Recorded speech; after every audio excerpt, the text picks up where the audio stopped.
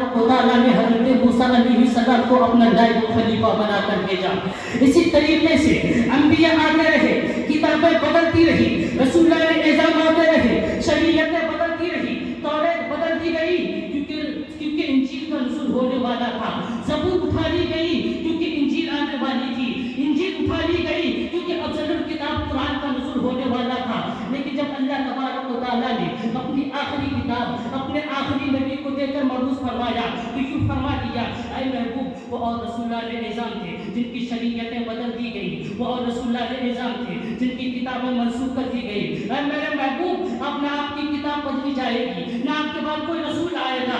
یعنی اللہ تبارک و تعالیٰ نے ختم نبوت کا مہر لگا دیا اور یوں اعلان کر دیا, ولکن رسول اللہ ہے وہ خاتم النبیین. اے محبوب, وہ اور رسول اللہ علیہ نظام تھے جن کی شریعتیں منسوخ کر دی گئی, جن کی کتابیں منسوخ کر دی گئی. لیکن یہ ناظم القادری بارگاہ رب العالمین میں عالم تصور میں یہ عریضہ پیش کرتا ہے, اے میرے خالق و مالک, اے میرے پالن ہار, اے میرے پروردگار, جب پہلے تیری عبادت کرنے والوں پر ظلم کیا جاتا تھا تو انبیاء کو بھیجتا تھا.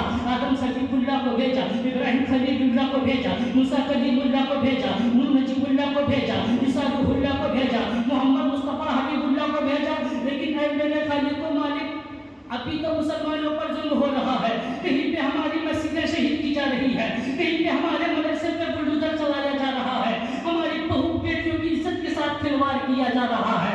اے میرے مولا, ہمارے دین پر حملے کیے جا رہے ہیں, تیرے محبوب کی عظمت پر حملہ کیا جا رہا ہے. مولا, جب پہلے یہ فتنے ظہور ہوتے تھے تو انبیاء کو بھیجتا تھا, لیکن مولا تو نے تو نبوت کا دروازہ بند کر دیا. اب ان فتنوں کا خاتمہ کون کرے گا؟ تو بارگاہ رب العالمین سے جواب ملتا ہے, اے پوچھنے والے سن لے, یہ بات ٹھیک ہے, میں نے ان فتنوں کا خاتمہ کے لیے آدم صفی اللہ کو بھیجا, ابراہیم خلیل اللہ کو بھیجا, نوح نجیب اللہ کو بھیجا, موسیٰ کلیم اللہ کو بھیجا, عیسیٰ روح اللہ کو بھیجا.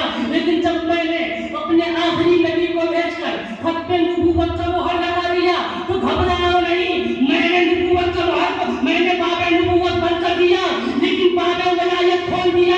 اب تک جو کام بنی اسرائیل کے انبیاء سے لیا جاتا تھا, اب وہی کام امت محمدیہ کے علماء سے لیا جائے گا. اللہ تبارک و تعالیٰ نے ان فتنوں کا خاتمہ کے لیے بغداد میں غوث پاک کو بھیج دیا. اللہ تبارک و تعالیٰ نے ان فتنوں کا خاتمہ کے لیے اجمیر میں خواجہ پاک کو بھیج دیا. اللہ تبارک و تعالیٰ نے ان فتنوں کا خاتمہ کے لیے کشوچا میں مخدوم پاک کو بھیج دیا. اور اللہ تبارک و تعالیٰ نے ان فتنوں کا خاتمہ کے لیے بریلی کے سرزمین محلہ سودا گرائے میں امام عشق و محبت, قطعیت کفر و ضلالت, سنیت کی شان, حقانیت کی پہچان امام محمد رضا خان کو بھیج دیا.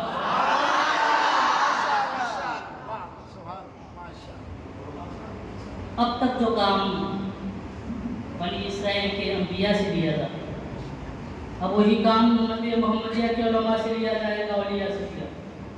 اب میں ایک نقشہ آپ کو بتاتا ہوں. حضور اعلیٰ حضرت علی رحمۃ و رضوان کی ولادت سے قبل, ان کے ظہور سے قبل ہندوستان کی حالت کیسی تھی, ہندوستان کے حالات کیسے تھے, میں آپ کی سماعتوں کے حوالے کروں, آپ توجہ کے ساتھ سنا.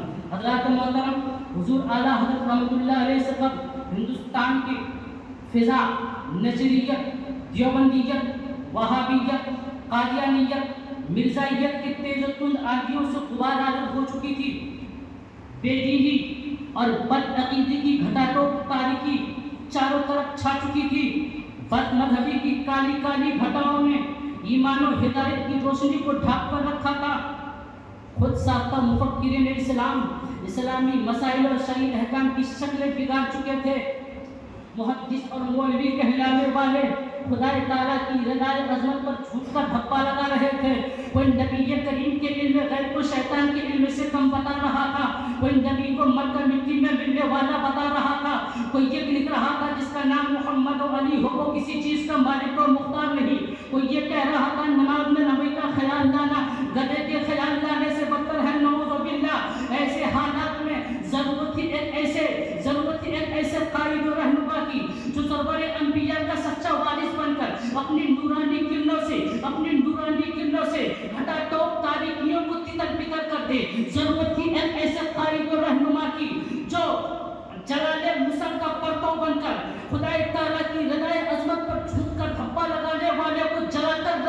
کرتے. ضرورت تھی ایک ایسے قائد و رہنما کی جو نبی کریم صلی اللہ علیہ وسلم کی شان میں گستاخی کرنے والے پر قہر الہی کی بجلی بن کر گرے. ضرورت تھی ایک ایسے قائد کی جو صدیق اکبر کا نائب بن کر اپنی قلبی تلوار سے پنجابی مسیلمہ کذاب اور تھانوی کو موت کے گھاٹ اتار دے. ضرورت تھی ایک ایسے قائد کی, ضرورت تھی ایک ایسے قائد کی جو امام اعظم کا نائب بن کر, امام اعظم کا آئینہ بن کر اسلامی مسائل اور شرعی احکام کے چہروں سے گرد و غبار صاف کر کے انہیں اپنی اصلی صورت میں پیش کرے. ضرورت تھی ایک ایسے قائد کی جو غوث اعظم کا مظہر بن کر بے دینی اور الحادی کی گھٹا ٹوپ تاریکیوں کو چیر کر رکھ دے. ضرورت تھی ایک ایسے قائد کی جو آفتاب رشد و ہدایت بن کر وہابیت, دیوبندیت, نشریت, قادیانیت, مرزائیت سے مقابلہ کر سکے.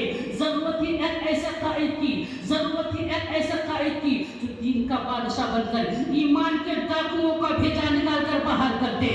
پوری